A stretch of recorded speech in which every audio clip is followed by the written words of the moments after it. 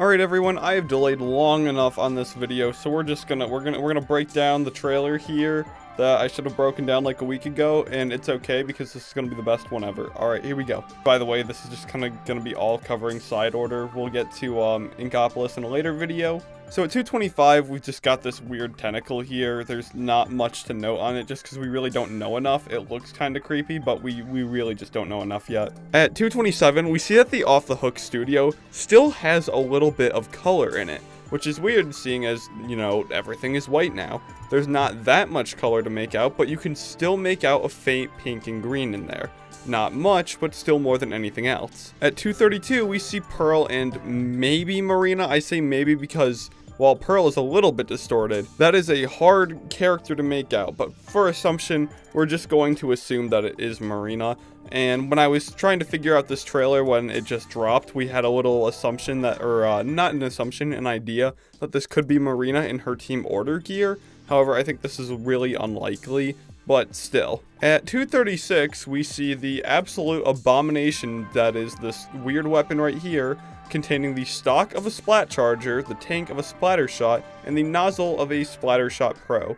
No clue what the other thing in the hand is, but man, can I use this weapon? I need something like more overpowered than everyone else because I'm bad at the game. At 236, we see an Inkling wearing a black jumpsuit, and I'm willing to believe it's a black jumpsuit and not just some shadow because characters are still shown to have color despite how like white everything is in this trailer. So if the characters still have color, that means that the odds of this Inkling here being in just some all black fit is incredibly likely. At 237, we see this infection looking thing, and my personal belief is that it could be Coral taking over something. At 239, we see an Octoling who is definitely Agent 8, and at 240, we see an Octoling who may be 8. I'm not totally sure. Again at 240, and we have, I think, one more at 240 after this. This is possibly the same elevator that we saw earlier in the trailer. The creature is not an Octoling here. I'm not exactly sure what it is, but based on the fact it doesn't have suction cups on its head and the ear shape, I do not want to say that it is an Octoling. Again at 240, we see what could be a new ooze, maybe what bleached everything by chance, not totally sure though. 241, we get to see our favorite little gremlin Pearl chilling in the now bleached Inkopolis Square. 242, we see what's maybe a lizard, maybe a fish, but whatever it is a water-based creature with bones, and anything with bones in Splatoon is typically a sign that something bad is going on. 242, we see what appears to be a little fight here, and I'm interpreting this as 8 shooting the Coral. There's a lot of ink everywhere, and there's broken stuff all over the place, so I'm going to assume here that 8 shot the Coral. You can assume whatever you want here, but it looks like 8 shot the Coral. 242, we get another elevator shot, looks to be inside the elevator. 243, we see some I really don't know what it is, but obviously it's made to look somewhat ominous. We've seen what appear to be tentacles attached to some like wiring or something, so something spooky is going on here. Even more at 243, we see 8 having some sort of like head injury implied here by the fact that they're holding their head. I don't know here, there's not much to note. And finally, the last thing to take from this trailer is the line of Octos that we will get into later in this video. So, initial theories. I've seen tossed around a lot that this is all taking place in 8's mind. This is not true in any way, shape, or form. We've already seen confirmation from Nintendo that this is in fact the real Inkopolis Square. You can go onto the eShop page for side order and you'll see that they're talking about like what happened to the square, and we're gonna find that out. So this is not something that takes place in 8's mind. So for this video, I researched a lot about Coral. And really, the only thing I could find of note here, because Coral seems to be a big thing in this expansion, is a belief I found in Indian culture that during the quote-unquote olden days, they were used in ships to nullify negative vibes and keep the ill effects of sea monsters and pirates at bay. I mean, we can kind of see, like, if this is what a lot of people are assuming Marina's doing, this would fit in a lot with her trying to, like, pacify bad feelings, stuff like that. However, I feel like with Nintendo being the developers of this game here, we would see a bigger cultural significance in Japanese culture, and I tried to research stuff on that and just could not find anything. So that is really the closest thing I have to a lead on Coral being important here at all. So, as to my personal things here, Marina's probably been up to something no good. Like, let's be real here. Since we know the side order places Pearl and Marina as pretty key characters, and we get to see Pearl in the bleached square looking normal, there's also Pearl not having a clue on how to pull something like bleaching the entire square off. But there just so happens to be someone else in Off the Hook who built 24 stages on her own, was one of the smartest people in the Octarian army, and has no ability to let anything go. So, who do we think is responsible for bleaching the square? Obviously, we can't know yet for sure because we haven't seen enough yet, but that doesn't mean we don't have a solid suspect. Another thing I'd like to talk about is this Octoling, who for some godforsaken reason a vast amount of people think is young Marina.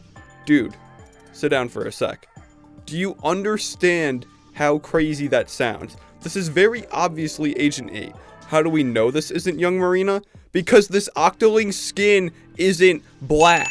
We see frames of this Octoling's eyes that, adjusted for all the bleaching and the coloring they do here, are the same color as canonical Agent 8. This Octoling is Agent 8. I'm honestly baffled on how many people think this is Marina. We've seen pictures of a younger Marina before, and these don't match up at all. Also, Nintendo already confirmed something that happened in the square in the eShop description for Side Order, meaning that Side Order takes place in present time, not the past, and not in anyone's memories, which segues perfectly into the next point. Side Order is something that's actually happening. Something happened to the square. Someone did something to the square. Nintendo already confirmed this. Do we know who or what the motive could be? No. But do we have literally any evidence to suggest that this is an Agent 8's or, God forbid, Marina's memories? No, we have more evidence to suggest that Marina flew off the handle and bleached the square than we do to suggest that this is in one of our traumatized Octolings' heads. And also, on the topic of assuming things too early, wow, this video is really flowing together. It's almost like I scripted it that way. It is far too early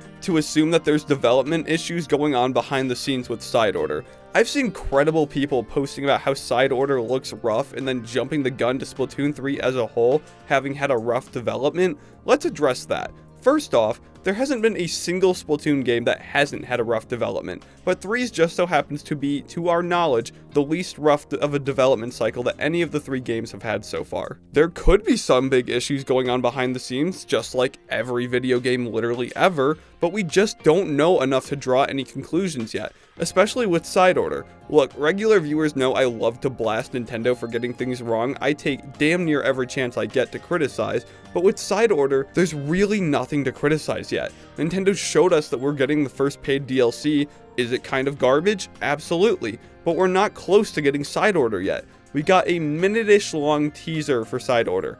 It's a teaser. We're not getting a full gameplay trailer yet. It's shocking we even got anything new for DLC since we're not even half a year into the game's life.